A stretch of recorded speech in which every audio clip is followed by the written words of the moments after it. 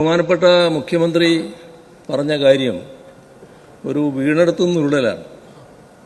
നമ്മുടെ സംസ്ഥാനം ഇതേവരെ പ്രസിദ്ധീകരിച്ചിട്ടുള്ള ധവളപത്രങ്ങളൊക്കെ പൊളിറ്റിക്കൽ ഡോക്യുമെൻ്റായിരുന്നു. ഇതാണ് ശരിയായ ധവളപത്രം എന്നാണ് അദ്ദേഹം പറഞ്ഞത്. സർ, അത് വിചിത്രമായൊരു വാദമാണ്.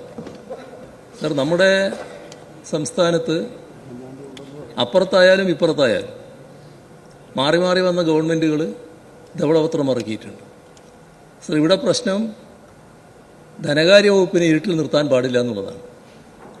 ഇതിനു മുൻപുള്ള എല്ലാ ഗവൺമെൻറ്റുകളും, ഞങ്ങളതായാലും UDF-ൻ്റെതായാലും, ധനകാര്യ വകുപ്പാണ് ഇത് തയ്യാറാക്കിയിട്ടുള്ളത്. സർ, ഇവിടെ ധനകാര്യ വകുപ്പല്ല തയ്യാറാക്കിയത്. അതാണ് ഗൗരവമായ വിഷയം.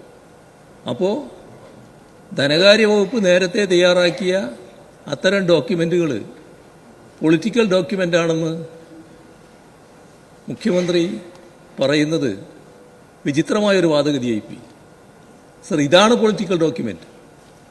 അത്തരമൊരു പൊളിറ്റിക്കൽ ഡോക്യുമെൻ്റ് ഇവിടെ കൊണ്ടുവന്നത് തീർത്തും അനുചിതമായ നടപടിക്രമമാണ്. സർ, ഉപദേശം തേടുന്നവരെ പറ്റി ഞങ്ങൾക്കാർക്കും വ്യത്യസ്ത അഭിപ്രായമില്ല. വിദഗ്ധരുടെ ഉപദേശം പല കാര്യങ്ങളിലും തേടേണ്ടി വരും. ഗവൺമെൻറ് ഇനിയും തേടേണ്ടതായിട്ട് വരും. പക്ഷേ ധവളപത്രം തയ്യാറാക്കുന്നത് നമ്മുടെ ധനകാര്യ വകുപ്പായിരിക്കണമായിരുന്നു.